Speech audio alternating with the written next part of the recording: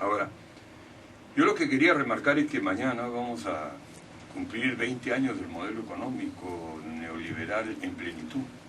Entonces, seguramente para casi todos los que están acá, que tenían más o menos 10 años o un poco menos, 5 años. en el momento que ocurrió eso, no hay una conciencia de lo que eso significa. Hace 20 años, el ministro Hurtado Miller, actualmente prófugo, dio un discurso en el que anunció la más espectacular subida de precios en un solo día, en un solo tranco, de la historia del mundo, ¿no? De un día para otro el Perú subió 400% de inflación y se inscribió en algo que, por ejemplo, los colombianos lo anotaron en el realismo mágico, ¿no? O sea, en algo que no se puede entender con una lógica normal. Es una mentira de que ese día se estableció la liberación de precios. En realidad lo que se hizo es robarle dinero a la gente, ¿no?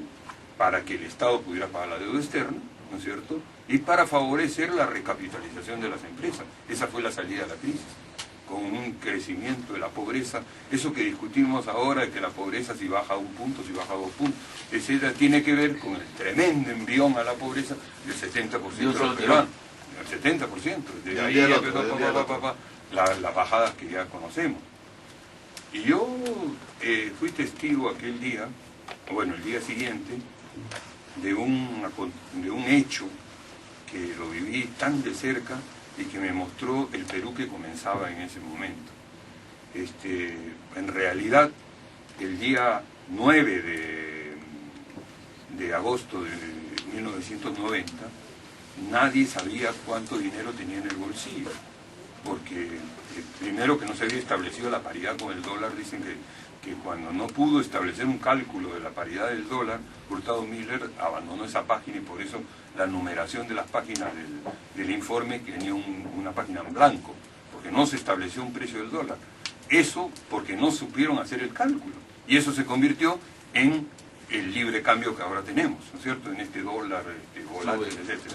Bueno, si alguien tenía dólares no sabía cuánto valían los dólares, pero si alguien tenía intis o soles, menos sabía qué cosa era eso.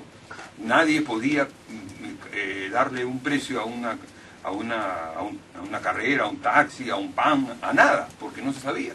Entonces, en medio de esa tremenda incertidumbre, la gente caminaba, ¿no?, de un lado al otro, o se mantenía en su casa tratando de vivir con lo que tenía, o trataba de encontrar algún lugar de expendio que no había. Y yo recuerdo que, como no saqué el auto porque no quería gastar la gasolina, porque era oro, me aproveché del carro de un amigo que me dejó por el Cine Country, ¿no? Ese que quedaba en la ahora avenida César Vallejos, en Lince. Y estaba ahí esperando que otro carro me recogiera para ir a una reunión política que debía evaluar precisamente este tema del choque.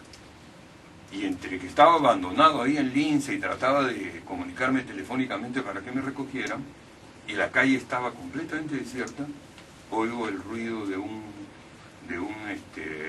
cornetita de un panadero que venía vendiendo pan, ¿no?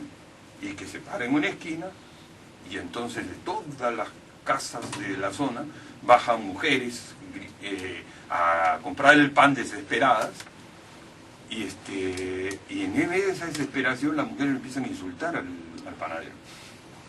Entonces es una situación muy desconcertante para mí, que me dio curiosidad, me acerqué, y lo insultaban, ya ves, por tu chino, etcétera, etcétera, etcétera. Que resulta que el panadero era el secretario general de Cambio 90 en Lince, ni más ni menos. Y entonces, ¿qué decía el panadero a las señoras que habían votado por el Fredemo y que le estaban acusando del choc al panadero? decía, claro, ellos que habían votado por el Choc, que ofrecía Vargas Llosa, pero el Choc lo había dado el chino y el panadero estaba frente a la señora y la señora le decía, eso es lo que ha hecho tu chino, etcétera, y otro decía, es que esto se hace para que después de que se corrijan los precios, la economía del Perú se ponga estable. Entonces era insólito que alguien pobre estuviera explicando la necesidad del sacrificio de los pobres, ¿no es cierto?, a la clase media que había votado por el ajuste y por el liderazgo de Vargas Llosa. Entonces, si ustedes se ponen a pensar y a proyectar eso en los años siguientes, se darán cuenta de lo que significa un gobierno como el de Fujimori. Un gobierno de Fujimori fue un harakiri de los pobres, porque los pobres votaron por el hombre que hizo el programa de la derecha, ¿no? El programa de la derecha, porque el programa de la derecha hecho por la derecha hubiera producido una rebelión, ahí hubiera sido al revés, ¿no es cierto?, contra los blancos, contra los ricos, contra la clase media del país, se hubiera levantado el pueblo, pero el pueblo no se podía levantar porque había elegido al mismo presidente que hacía la vaina esta. En oposición a. Claro, entonces esa paradoja del Perú de comienzo de los 90 es lo que mucha gente no ha terminado de comprender, y cree que el fenómeno de Fujimori es un fenómeno de la persona de Fujimori, de la hija de Fujimori, como si fueran fenómenos puramente individuales, y no problemas de la falta de dirección política, del fracaso de la izquierda al dividirse, de todo lo que generó el vacío que dio origen a este régimen tramposo, este régimen que alguna vez Carlos Marx, el viejo Carlos Marx, que regresa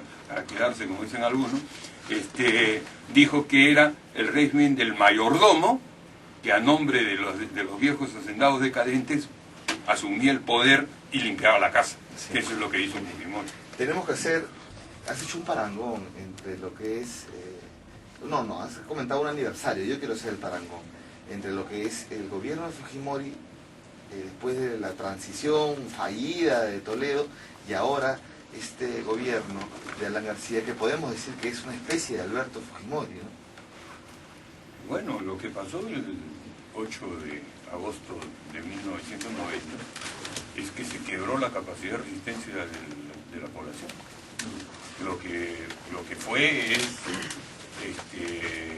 un golpe tan brutal, ¿no?, que la gente casi se quedó pasmada, esperando de que, bueno, pues esta fuera la última vez. En ese momento, 8 de agosto de 1990, y el Perú había pasado por 50 shocks, hasta 50 paquetes previos, desde el tiempo del gobierno...